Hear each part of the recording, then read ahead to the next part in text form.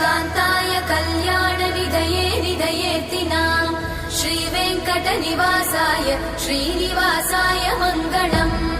लक्ष्मी सविभ्रमालोकसुभ्रूविभ्रमचक्षुषे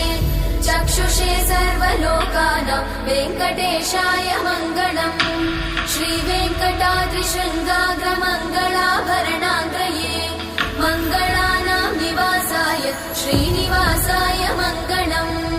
सर्वावयव सौन्दर्य सम्पदा सर्वचेतसां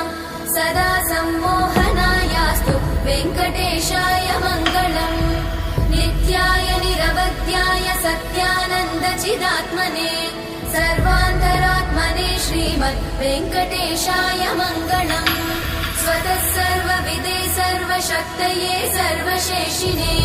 सुलभाय सुशीलाय वेङ्कटेशाय मङ्गलम्।